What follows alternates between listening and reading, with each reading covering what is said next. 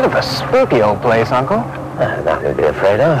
It simply exudes mystery and suspense. Oh, yes, it's got quite a nasty history. In 1783, it was built on an old Eskimo graveyard by Ebenezer Throckmorton, who died mysteriously on his wedding night, strangled by the sheets of his marriage bed. The newlywed Mrs. Throckmorton was never found. Years later, their children suffered the same fate. That doesn't make any sense. Don't question the powers of darkness, my dear. These things are far beyond our understanding. Old Spirit, show us the sign of your all-powerful presence.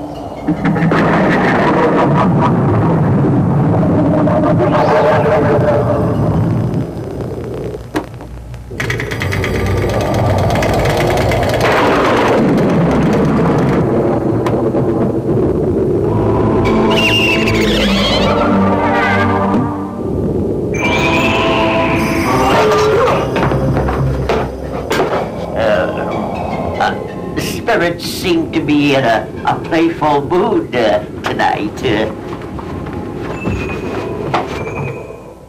Okay, what you have been watching, or welcome back to the show, by the way. What you've been watching is a fabulous new movie called Lobster Man from Mars. And it's the kind of movie that just, I can't wait until it's here. And we were lucky enough to get the folks who were involved in making this film. Stanley Sheff, I believe, you are the director. Yes. And one of the stars of the program, or the show, Tony Hickox. And then this guy over here, his name is Rick Mullins. Now, at the beginning of the show, I said movies 1 through 4, which is wrong. It's been one of those wrong days, but we're okay now. This is Thursday, not Monday. Yes. And you, of course, are the manager of Movies West, which is another Cinemark movie organization, which is out on Avenue L. Welcome to the show, gentlemen. I really appreciate you, all kidding aside, appreciate you taking time out of your schedule. You're going to start this movie, and we'll talk about that in a second, but I want to know how this came about. Where did this idea for a Lobster Man movie come from? I like funny movies, and I thought the idea of a lobster man running around chasing people would be funny, and it's also science fiction, which I like. So I just sort of combined. So is this like a parody? This is a science fiction comedy. It's a funny science fiction film. With a title like Lobster Man from Mars, I don't think you could take it too seriously. Yeah, it's not Geographic, National Geographic type things, but so who wrote it? It was written by Bob Greenberg, and was written about 10 years ago. And that's about how long it took to get the film made. It's a huge budget. Yes, well, the budget was so big, it just took that long to raise the money. And my fee. And Tony charged so much. And speaking of Tony, welcome to the show. Now, what part, who do you play in this? I mean, what is your role? You wouldn't, on the ads, I'm not in there. You see, it's good. You didn't pay me. Yeah, cast can only be included if they pay me.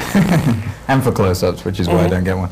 Now, I play the kind of an English twit typecasting again, who comes and saves the day in the end. So you're the hero? Yeah, yeah. The leading man, the hero. leading man, yeah. All right. Terrible. To make a movie like this, you're an independent, it's an independent project, obviously. How do you go about it? How do you get the money for that? Well, that's the hard part. We managed to find someone willing to put up the money to do the film. They like the idea, they like the story, and after searching for the right investor, we found them, and they had the confidence in the script, and we were able to put the money in. Can you see around the camera there, what is this particular clip? That's the dreaded space bat, which the lobster man unleashes on the public to do his spying for him. Baby lobster man. Yeah, it's sort of a baby lobster man that never really gets a chance to grow. It's very terrifying, as you can see. People run screaming when they see this thing. Also very high-class George Lucas special effects. Of course, we spared no expense on the effects, as you can see. That's Patrick McNee from The Avengers, the TV show The Avengers.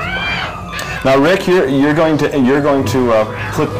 what do you call it? Exhibit, I guess. You're going to exhibit this movie. You're going to run this movie at Movies West. Tell us what you have in mind for this. Well, we're fielding the response for midnight movies here. We want to give the kids something safe to do on their weekend. We decided to kick off the spring break with the midnight movies, see how well they do.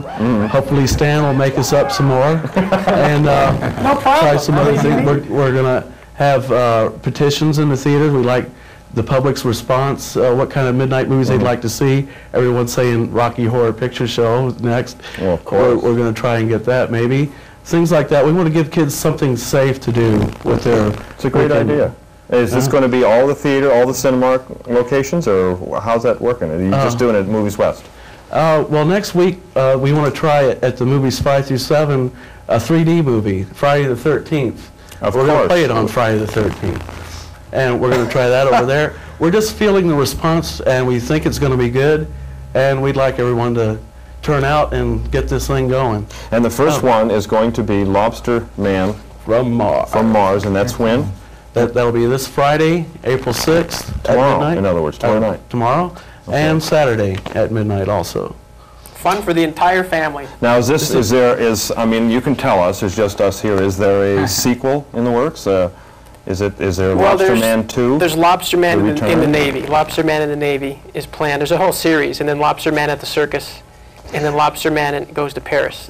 You like to mess with people's brains a little bit in your films, No, don't no, you? not at all. Well, it's based on a true story, so I just followed the... Okay. What is the plot of it, right quick, without letting any... Without telling you the ending where the Lobster Man gets destroyed by the... of ending events. What is... Well, what it is, it's actually a film within a film. It's a story about a young filmmaker who's just finished his science fiction masterpiece. He goes to a big shot Hollywood producer to sell it, and the producer just happens to be in trouble with the IRS and needs a tax write-off. So he agrees to take the kid's film, and they go into the screening room. Tony Curtis plays the producer, and they screen the kid's film, which is Lobster Man from Mars.